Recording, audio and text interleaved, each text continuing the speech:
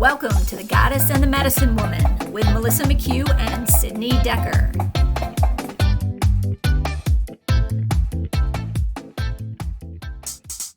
Hey everyone, just a heads up. We're going to talk about sensitive topics here today, which may bring up emotions or feelings for some of you. We have included a healing meditation in this episode to help you move through anything that might come up. If you need further guidance, do not hesitate to reach out to Sydney or myself or a trusted friend or family member. 3, 2, 1, and recording. I just like to do that, even though I don't have to. Hi, Sydney Decker. I'm Melissa McHugh. How's it How going? are you? Jinx. Pretty good. Actually, I'm feeling a lot better. I've been moving through quite a bit of shedding of layers and just healing relationships, and I just feel today I feel like I'm coming through and there's light at the end of the tunnel, literally. I went and got a tattoo today of little sparkly light on me to remind myself to never dull my sparkle ever again in my life. So I'm feeling pretty good about that. Awesome.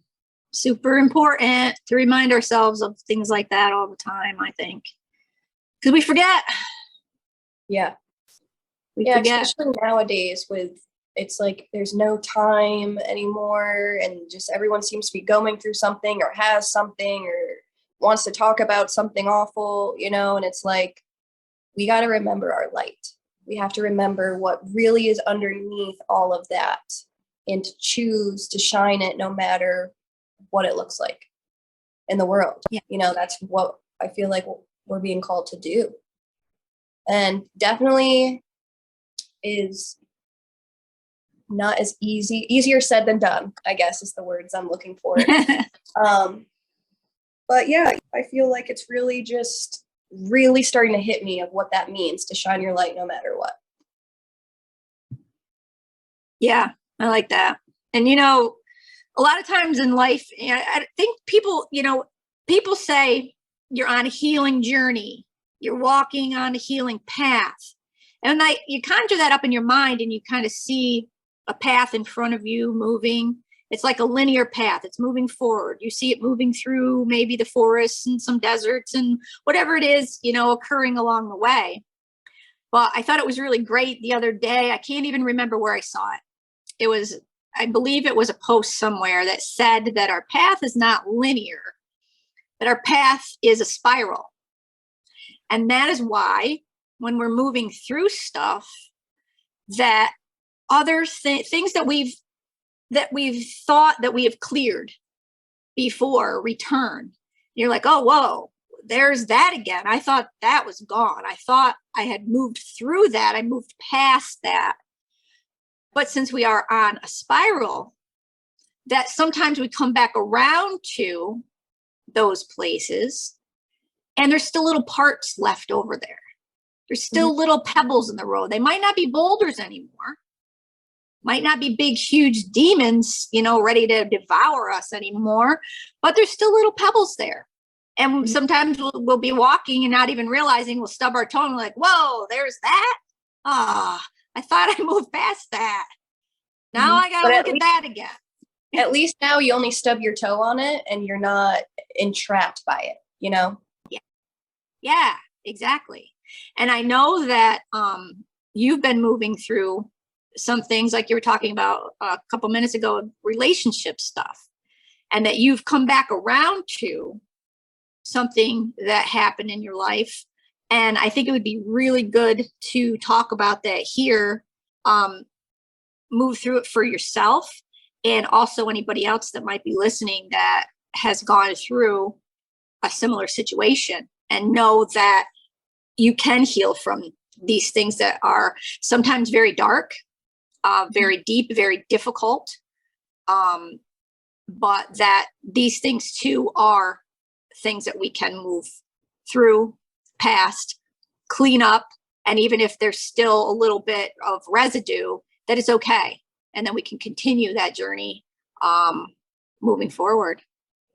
Yeah, and you saying that, it's funny because something just popped up on my phone that says the heart knows the way, that also sparked something for me as far as this journey goes. And what's also been coming up for me a lot working with my clients and stuff about past experiences, and something that I've been working through in my own journey, is that they don't make you who you are.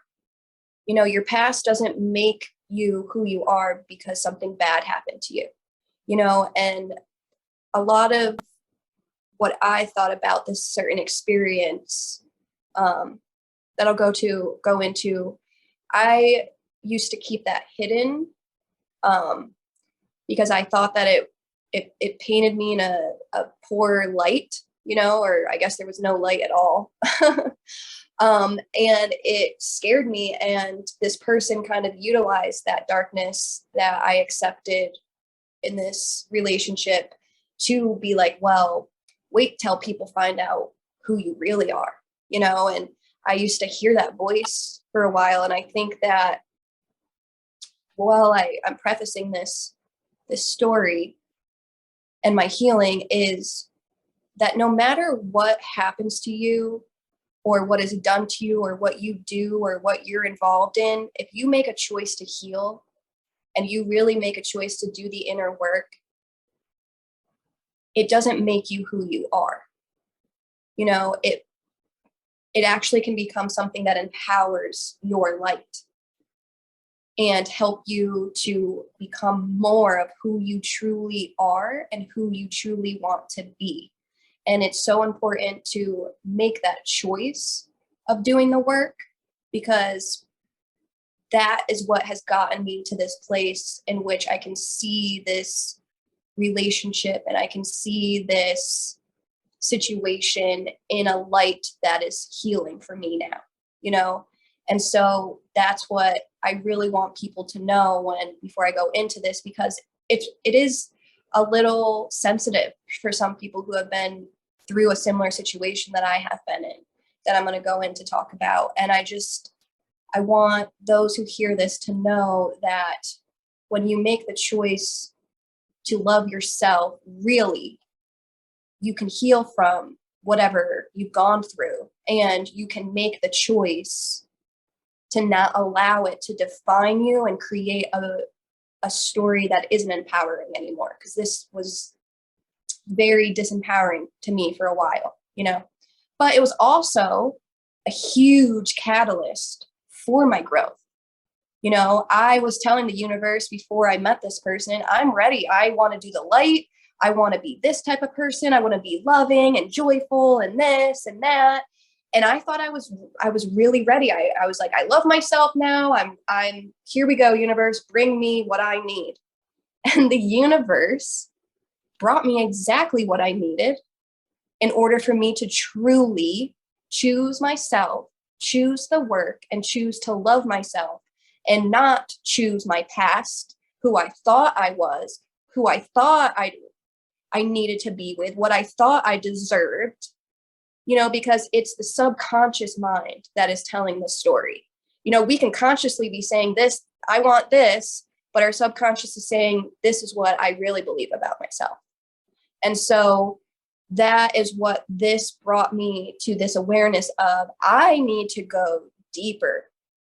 If I'm attracting this type of relationship in my life, which I'll tell you, I need to go deep inside, because I will never allow this into my life again.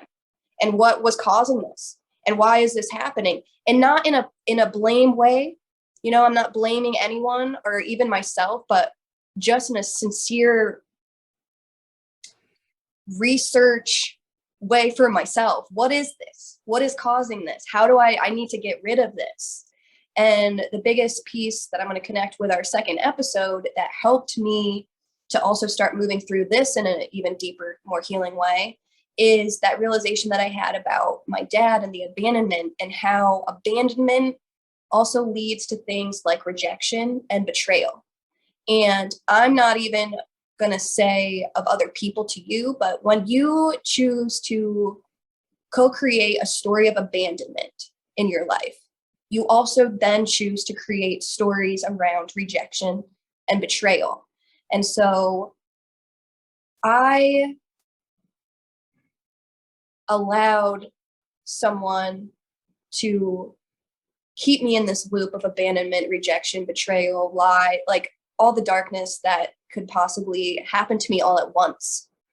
And so, and I know that COVID was a difficult time for a lot of people and a lot of relationships. And so this is kind of where this started for me, this relationship. And I think that's why it became super intensified, because we rushed things too, because there was this fear in the world. It was, we need to come together, live together to get through this. I was out on my own, separate from my family and everything. So I know some of this was a little bit more pressurized, but the universe always has a plan. And if we follow that plan and we utilize our lessons, we can rise above it and we can become who we are. So I know that everything that took place happened for a reason. But 2020 came and I met this person and everything seemed so wonderful right at the beginning. I was like, this is my person.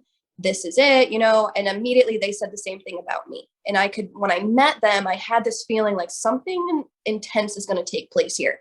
I was really hoping it was going to be good. I was really like, oh, it's going to be great. But what I was really feeling is that catalyst for my truth and my change. And I entered into a relationship with this person, and we were together for 4 months, maybe 3 months before we moved in with each other, because we met in January of 2020 and then moved in together in March, April-ish. So it was pretty with the COVID stuff. So, and you find out a lot about a person when you live with them, because anyone can hide anything separately, but when you move in together, you can't hide anything anymore, and it's all right there. And I decided that this was a boy in my life. And what did I learn growing up most of the time was, okay, here's a boy. So I'm going to reject myself, abandon myself, betray myself, lie to myself, hurt myself. That's what love is. That's what I equate love with, subconsciously. I'm not saying consciously. And so as soon as this person moved in, it was just a very intense relationship. I'm not going to say that there wasn't good times, because there's good and bad in everything. But mostly it was a very intense relationship that was abusive and turned abusive mentally, physically, sexually, spiritually, kind of in every way. And it really tested me to be who I said I was before I met this person. And that was, I was telling the universe, I'm this being of love and light, and I want good things in my life. But I felt like this was a huge test for me to handle this relationship differently.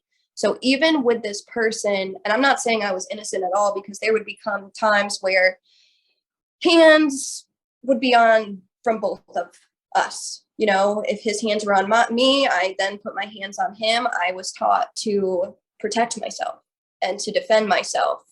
And so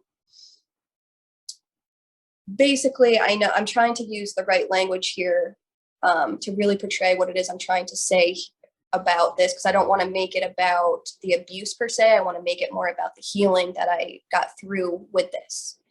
And it's also something that I have to kind of come to terms with too. That's been taking me a while to come to terms with. But basically, this relationship, the more that we stayed together for a year or so, because we lived together, and the intensity, the lies, the cheating, the stealing, the everything that you can possibly think of, it just was really bad. And I was always unhappy and calling my friends and my family and crying, and everyone was always like, you need to leave. And I was like, no, I can fix this person. I can help this person.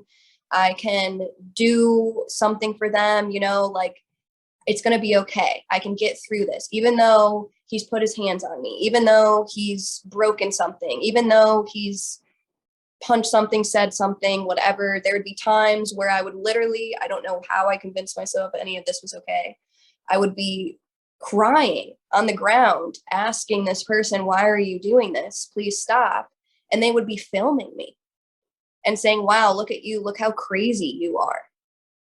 And that was like so interesting for me to experience because I always felt like I was crazy. You know, I always felt like I was that crazy girl. And that's what one of the biggest archetypes that women hear too is like, you're a bitch or you're crazy, you know, and those are the things that kind of like set you off. So it would just keep gaslighting and just making me feel so small and just like I couldn't escape this. But the whole time I was trying to save them. I was trying to help this person to become a better person. I was continuously abandoning myself, rejecting myself, lying to myself, telling myself, you know, I'm the woman here. If I clean and cook and do all the right things, this person will get better. If I really show up and I really love this person and I tell them all the right things and say the nice things and show them and try to help them. I even got us into therapy, you know, and like really just put my all into this person will do something different. And I will show them my value by doing all these things for them and asking for nothing in return, because then they'll love me. If I don't ask for anything and if I just keep loving them, I'll get what I'm looking for. And this is eventually what I got. So one day, it had gotten to a point where the disrespect and we had been getting in fights, and I had been trying to get this person to leave and kicking them out a few times. Cops would be involved, being called, yelling, screaming. I mean, I wouldn't say I punched a TV, but I need a TV, like a big screen TV. It would get intense. I just had all this energy and I could just feel all the disrespect. And I never want to hurt someone. I only ever feel like if I have to defend myself, I need to defend myself. So oftentimes if I was trying to do the TV, you know, rather than a person, and things would be broken, laptops broken over knees, being pinned up against a wall by my neck, you know, like being choked. And I was choked like twice in this relationship. And the funny thing is, the first time I was like, I'm not going to tell anyone because I can help this person. With their hands on my throat, I took the idea of this, I can do something with this. It didn't even ring in my brain to get away from this person. It was, oh, this person really needs my help. You know, so it was just this solidified feeling of abandonment and rejection and, you know, and patterning and childhood trauma and just different things playing out here for both of us. You know, I'm not going to sit here and just make this person seem out to be a horrible person, because everything is learned behavior. Everything is learned from the beginning, and that's why it's like this. I'm grateful for this podcast, because this is the stuff we need to be talking about and really looking at. Is any type of abuse or violence within a home is learned. No one just decides to do that. You know, they see it, and then whatever their pain is, then they have to incorporate it into their being, and then they project it and act it out into the world, you know? And so it's just kind of part of how the human being works. So that's why I feel like bringing this up is important, because I had my own healing to do around this in regards to looking at my own patterns and my own behaviors, but also recognizing that this person themselves is a problem, but also the larger aspect of how we treat each other as human beings is the problem too. So basically, finally, it came to a point in this relationship where enough was enough and I couldn't take it anymore. And you get to a point in your healing journey, and when the disrespect is enough, your body feels it. Your mind feels it. You become like this, like you can feel this rage moving through you. And it finally says, you're not going to do anything. I effing am. I'm doing something now. There's a protective piece that comes out, and we all have this. So finally the day came, and January 17th, I remember the day, 2021. Enough was enough after a year of all this intense stuff and just feeling like I had lost my energy. I had lost my spirit. I was not the same at all. My friends were worried about me. My family was worried about me. I remember even this one time I had called my mom and was filling her in on everything that took place. And she said, you know, I'm really worried for you because I feel like you're going to end up an empty shell of who you were. And it took me probably a few more months after that to finally realize she was right. I had become an empty shell of who I was before I met this person. And I had no energy. I didn't like myself. I was crying all the time. I was just always helping them, doing things for them, driving there, this, that. Like I didn't have a life. I was this person's complete and total. I was living their life for them almost. It was just really this codependent, intense relationship. So January 17th of 2021 comes and I decide that I can't take it anymore. And so I start to grab all of his things and rip them out of the closet and just start saying, you got to go. I don't care where you go, but you got to figure it out. Of course, this person doesn't agree and doesn't want to leave because that's a lot, and they had moved in with me and had given up their spot in their previous place. So I get that, but it doesn't make any of this okay. But so things were starting to get thrown around. I was literally like a movie, open the window, throwing clothes outside, yelling, get out, all that stuff. And they were blocking me. They wouldn't let me leave the house. It got to this point where things started getting intense and we were grabbing each other. It just got really intense. And it came to this point where I knew what was going to happen because it also becomes a pattern when you're in an abusive relationship. You can start to feel how things are going to go. So I started to feel like this probably isn't going to go well. We've already had broken TVs before. I've already been put up against a wall before. I've tried grabbing his phone before. That got broken. Computers have gotten broken. I've been pushed down the stairs. There's just too much here. And I just knew that something horrible could happen. So then I started asking for the car keys. And I start saying, I really need to leave. I just want to go at this point. I'm going to leave. You get your stuff and you got to go. By the time I get back, this has just got to be over. I can't do this anymore. It's too much. It's not good for either of us. I need to leave. And I start looking for the keys. He was the last person to have the keys and he's not telling me where they are and he won't let me leave.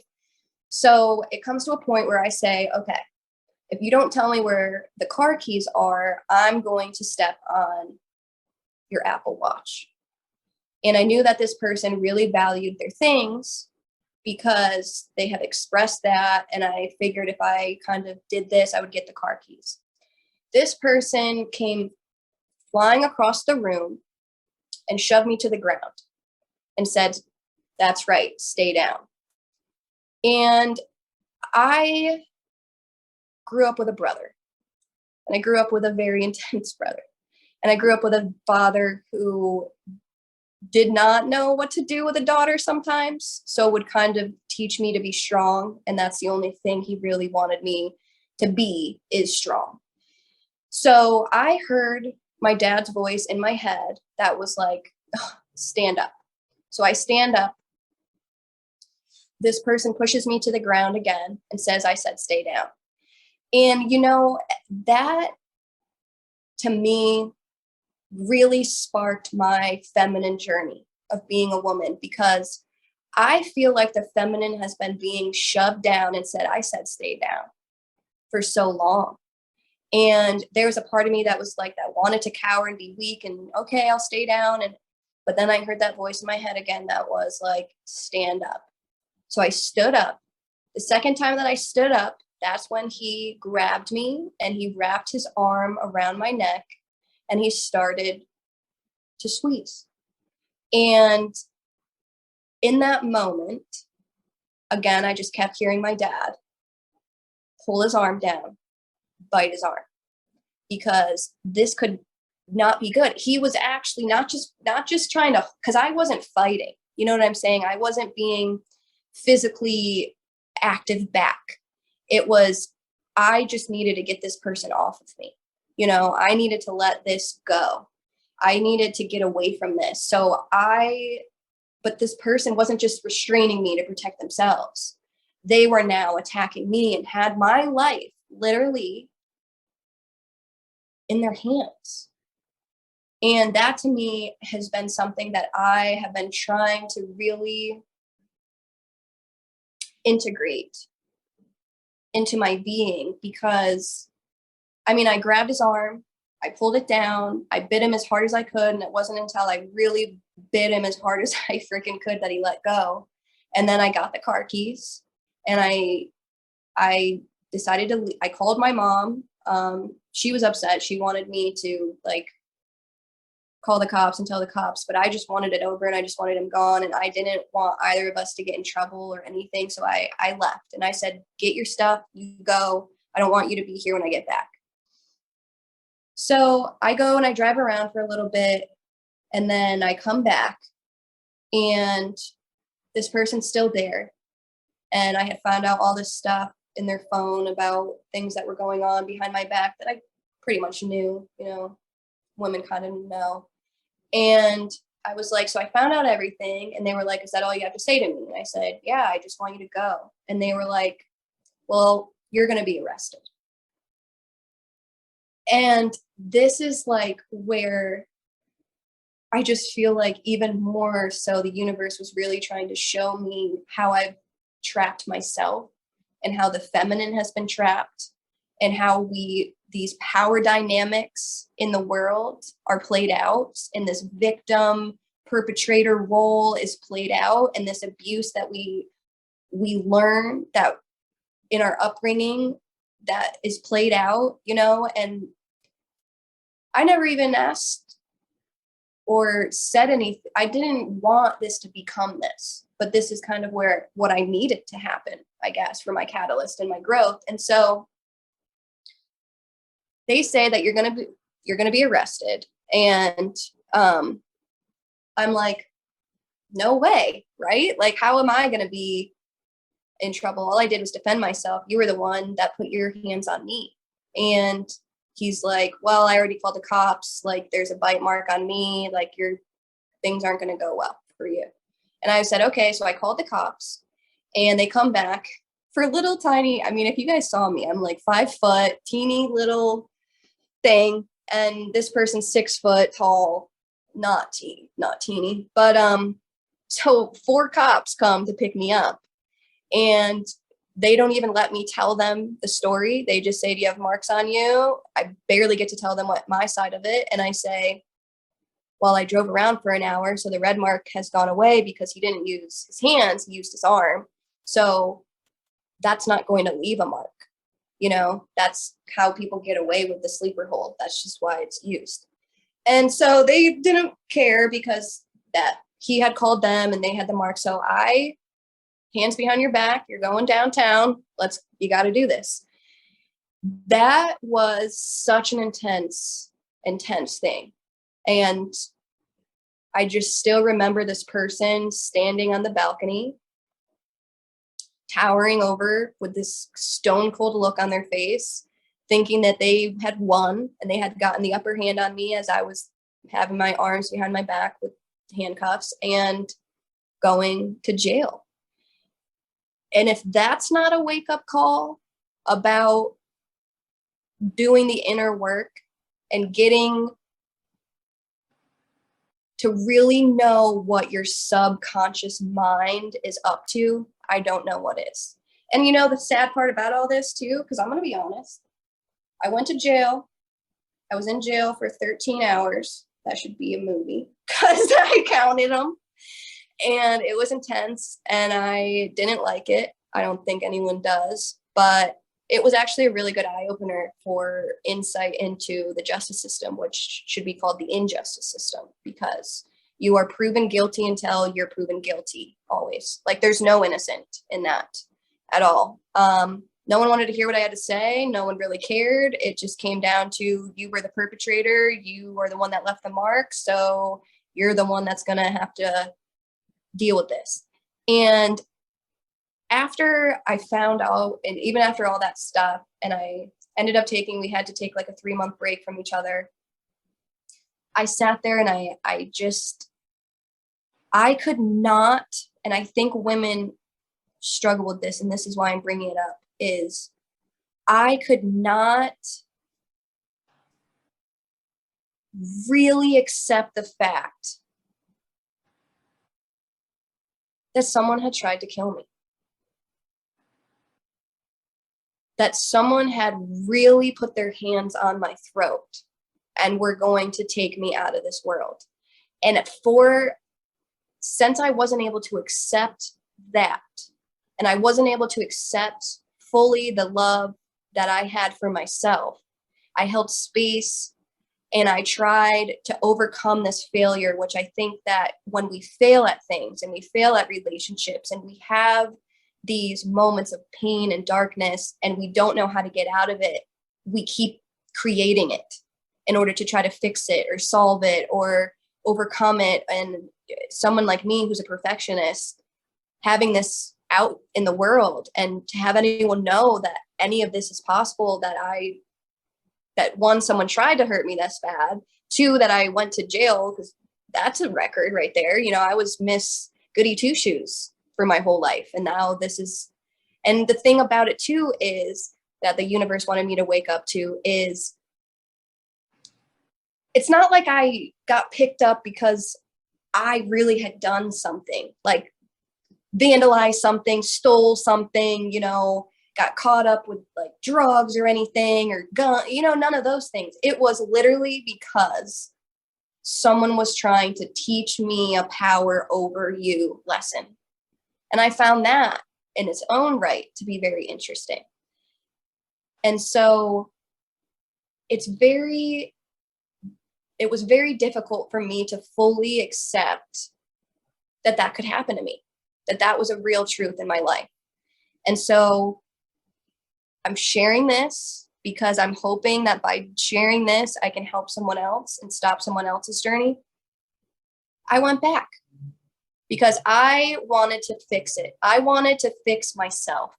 But by wanting to fix myself, I wanted to fix this other person. I wanted to clean this up. I wanted it to have a nice little bow on top and say, even though you did all these things and even though all this stuff happened, I'm a being of love and light. So hit me again, please. Namaste. And it's like, no, that's not. And that's really what this woke me up to about who I truly am, because this person kept being abusive. This person kept calling the cops on me. This person kept using this information over me and saying, wait till people find out who the real you is. Wait till this, wait till that, and it's like, why am I doing this? Why do I think that failure is not okay? And that I can't just walk away from this? And who am I really trying to save? Myself. And who am I really fighting here? Myself. And who really put me in jail? Myself. I have been rejecting myself. I have been betraying myself. I have been abandoning myself. And I have just used this person as a means of doing it. And I used this person.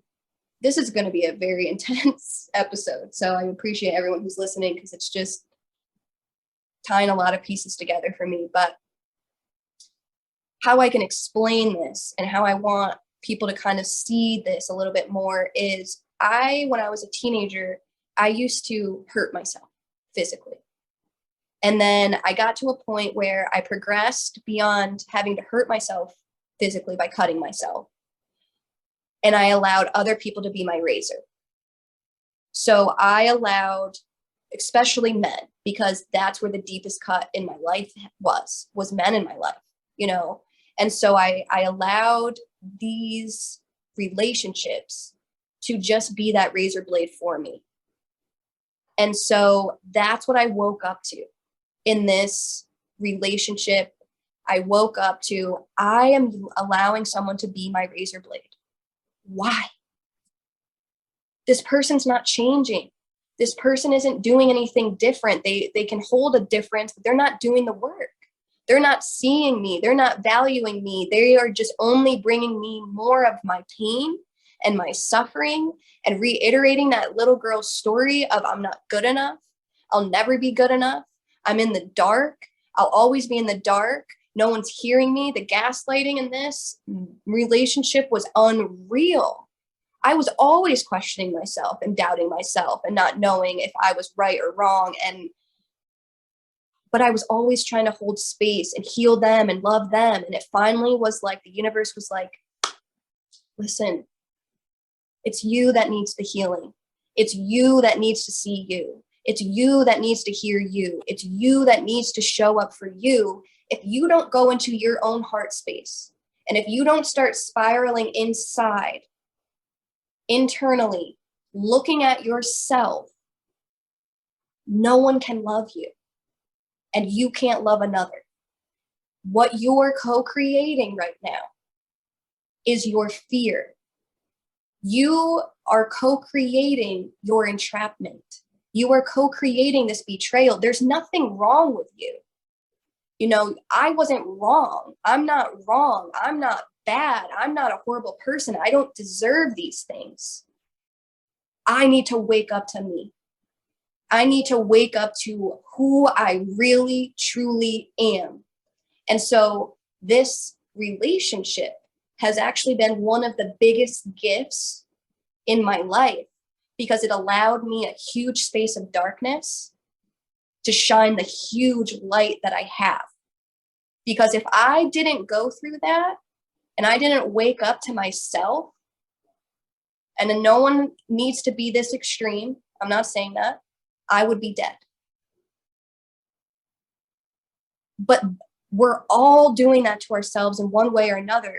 For me, I literally had to be choked out in order to notice that. But it's other things. It's television, it's drugs, it's alcohol, it's whatever it is that we're using to escape ourselves and to use as a razor blade because we were taught that we must suffer and be in pain and all these things. And all we're ever doing is just crying out to be seen and to be loved and to be ourselves and to play out these roles in the external world. It taught me that anything outside of me isn't going to be influenced unless I go inside of me. And I go to the root of who I am and I go into my heart space. And I stay there and I don't leave. And that's my home. And it's scary sometimes. And it's scary not in like a darkness scary. It's, well, what's going to happen? Am I going to lose people? Yep, you are. You're going to lose some people, but it's no one that's connected to your heart space. Am I going to lose things I love? No, not really, because you didn't really love those things. Those were just part of the abuse that you thought you had to incorporate. So you're going to gain more love. So you're going to lose things, but also gain true things. And that was the biggest wake-up call that I received. And I'm still receiving and integrating. And it's been, like I said, just this huge catalyst for my light to shine even brighter. And in me sharing this, it's like I want people to know that we are multidimensional beings. There is so much more going on than just what's in this 3D world. And we are amazing, beautiful beings that when we go inside and we get rid of the shit that's covering up our light, that's all it is. It's just releasing the shit that we were told and taught and thought we were to really be that innocent, pure being that we were when we were children before the world and society said we weren't that anymore. That's where it is. That's really where the healing is. And we are all being called to look at the darkest pieces of ourselves and say, I love you. and I'm sorry, and I forgive you, and I'm going to show up for you. And I'm just going to hold you in the most loving space of light that I possibly can, because I know that that's what I deserve. And just doing that and seeing what happens, because we can't act like the darkness isn't there. We got to utilize it to make us stronger. We have to integrate it so we can shine more light, and we can hold more space, and we can allow our failure to create our success. We can allow these experiences that make us seem like we're not so great people and we got to hush hush and bury this, and to become and transform it into our success and into who we want to be. Because all that has just honestly made me a better person and a stronger person internally, and a wiser person and a kinder person, and someone who isn't going to take anyone's shit anymore. Yeah. Wow. Thank you so much for sharing that. I know it's difficult when we share stuff like that. I know I've shared with you before, when I was young and I had a boyfriend, and it was the same type of relationship. And a lot of women go through those relationships before they start to come into their own, to realize their own power, and my boyfriend actually put a shotgun to my head. And while I sat there with this gun to my head thinking, what am I doing wrong here? Why doesn't he love me? This has to be my fault, or he wouldn't be acting this way. And I think a lot of us go through that, questioning ourselves, thinking that if we could just be a little bit better. And of course, I didn't leave. I left for a few days. I came back. A person had a gun to my head. And like you said, they held my life in their hands. And I was okay with that, because I thought that that's what love looked like. Mm-hmm. Not that I had that kind of abuse when I was growing up. I did not have anyone physically abusing me like that. My father never raised a hand to me when I was young. But somehow, somewhere along the way, I got it into my mind that I wasn't worthy of anything else but that. Mm-hmm. And it just kept me there and buried for so long. And even after I left him, boyfriends after that, I never found my true power until I was much, much older. So, yeah, it's just so many women, so many of us have had to deal with those types of things, and always believing that if we could just do something different, we can fix this, we can fix them. We are the ones that need to do that.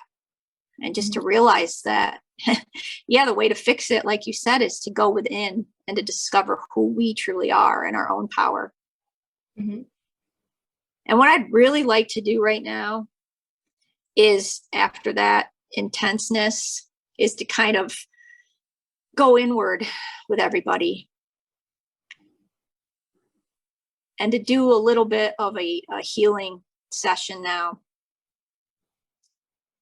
trying to move into ourselves and who we truly are, and find that place of that, no matter what's happening in our lives right now, if we're in a situation like this, if we're not, if we've come through a situation like this, knowing that we can go inward, that other people know this pain, other people have gone through this pain, and come out the other side, and it's a possibility for every one of us. We focus on our breathing, following our breath. The Reiki flow begins now. Reiki energy moving through time and through space, meeting you where you are. If you're open to it, open your heart. Allow it to flow in, healing those dark aspects of you. moving throughout your body, integrating with the love and the light that shines there.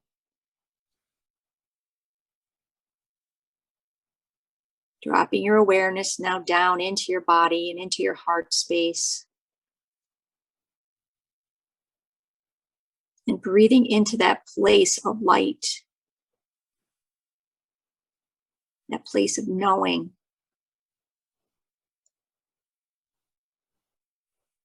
Letting it move and grow larger now.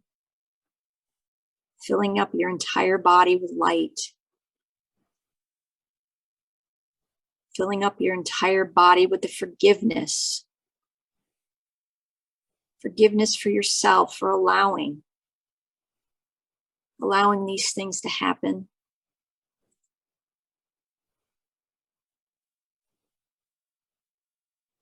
Letting that light move through you.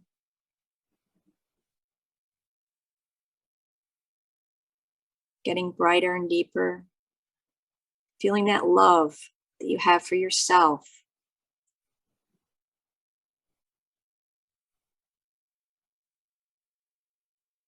The Reiki is going to continue flowing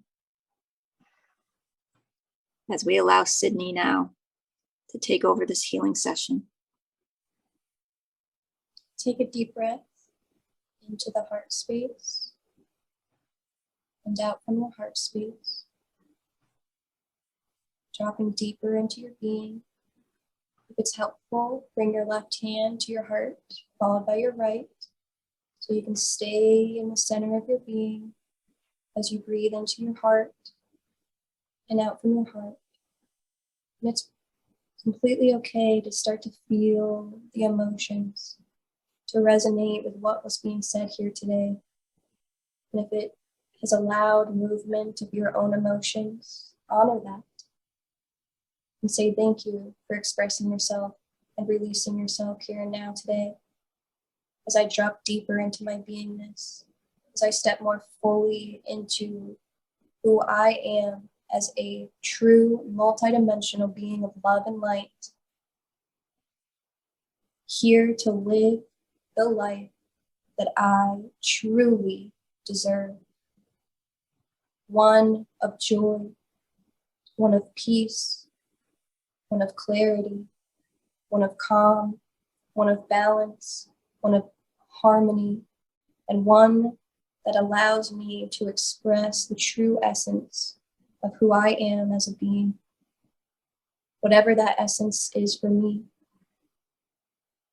Breathing into your heart space and out from your heart space, allowing the light to pour in. Seeing a light above you, pouring into your crown, into your third eye, into your throat, and meeting your hands in your heart space.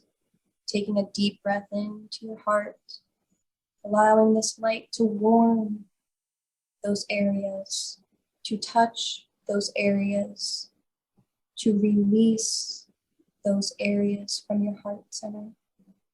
And see a similar golden white light coming up from Mother Earth, entering the soles of your feet, going up your legs, your knees, your thighs, into your low back and spine, into your root chakra, moving up into your sacral chakra, into your solar plexus at your navel, and then moving this energy up into your heart space, meeting the light from above, and breathing into your heart and out from your heart, softening and dropping deeper, allowing yourself to ground down into Mother Earth and just see this river of light washing over you, cleansing you, transmuting any negative energy that may have been triggered during this session, allowing it to be expressed to the light, to be transmuted and released,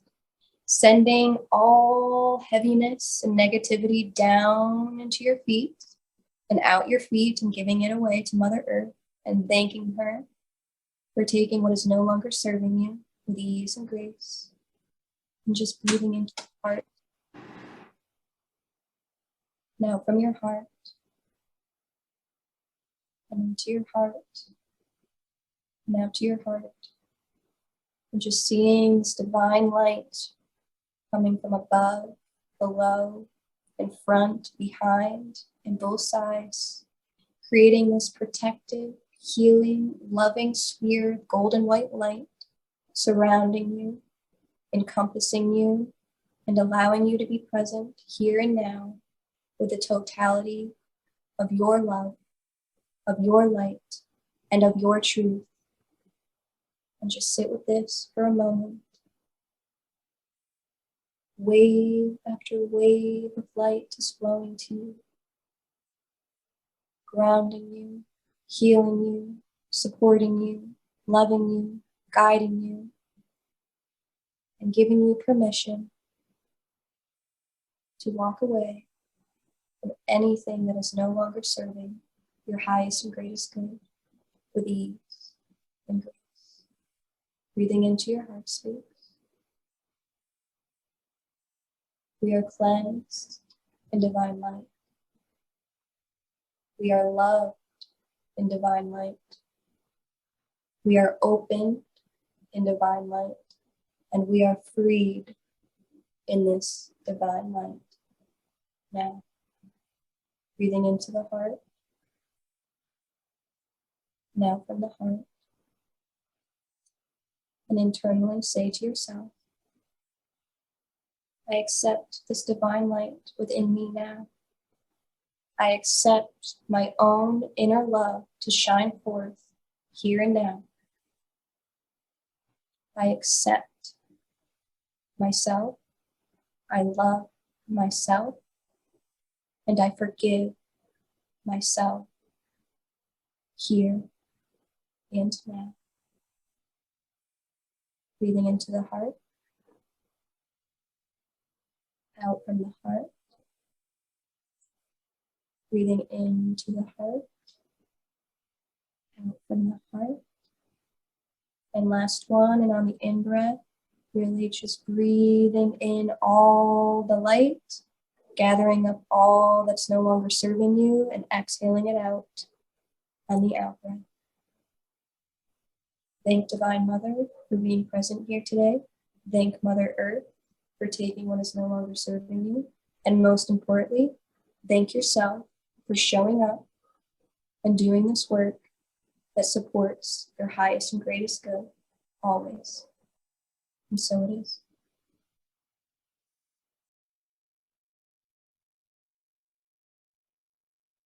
All right, let's take a deep breath in and release. Open your eyes, gaze around. Come on back into the room. That was nice. Yeah, it was helpful. Yeah. Yeah, after, I think that's really a good thing to know is that, you do this healing work, and even if it's just conversations, it stirs things up. It brings things to the surface. And no matter how we get that stuff to rise up, we still need afterwards to do something about that stuff. We need to integrate. We need to let go. We need to, do something with this stuff. It's like a lot of people will be like, well, what do I do? I feel these feelings and I feel the darkness and I do all this, work bringing it up. And then what do I do? And then it's finding ways to let it go, finding ways to integrate, by doing your practices, by finding something that resonates with you, whether it be yoga, meditation, Journaling. Journaling is great. Going outside and screaming in the woods. Yeah. There's so many things. Gardening, hugging a tree, just painting. Yeah, listening to music, dancing, movement, going for a run, going to the gym, whatever feels the best for you as a release. Yeah. And do it with intention. I am now intending to release what I have brought up and I'm looking at now. I'm this is my intention on my walk today. All of these things that we do, we have to remember that we have the power here and that we can intend to let these things go. That's how powerful we are. To integrate, to release, to let it move through. We're the ones that have the power to do these things and to utilize these other, ways like yoga and meditation and walking and painting to do that. But it's really us that does it. We are the ones that are this powerful. Yep. It is. Yeah. And it's time to co-create from love and to stop co-creating from fear. Yeah. I'm just so thankful for this platform and for this space to process and heal. And I'm just grateful for anyone and everyone who takes a moment to listen and who utilizes this on their journey of healing, because that's my intention. Yeah. And moving forward, we just have so many ideas of, ways to take this podcast forward too, with different healings and conversations with our listeners and other things that are in the works right now. I'm very excited about all that. And we'll be talking more about that, in future podcasts. And I just really can't wait to see where this takes us and where this, takes the community, the people that are listening and the people that will be listening. I'm very excited about it. Yeah, me too. But I'm going to go and ground, take a walk. Yeah. Do what drink I need some to water. Do. Yep. Drink some water, take care of myself. And I'm just sending so much love and so much light and just healing vibes to the world today. And I thank you for showing up, and I thank our listeners yet again. I'm just in complete and total gratitude for my journey in life and everything that's going on right now. I really am. Yeah, me too. All right. Well, until next time, I have to get my jazz hands in. that could be our end song. Until next time. Yeah. We bring the light in. Jazz hands. All right. Talk to you soon. Signing off. Bye. Thank you for joining Sydney and I on this journey of transformation and healing. If you or anyone else you know is living in a violent situation, please seek help by calling the domestic abuse hotline in your area. Keep shining your light and stay free.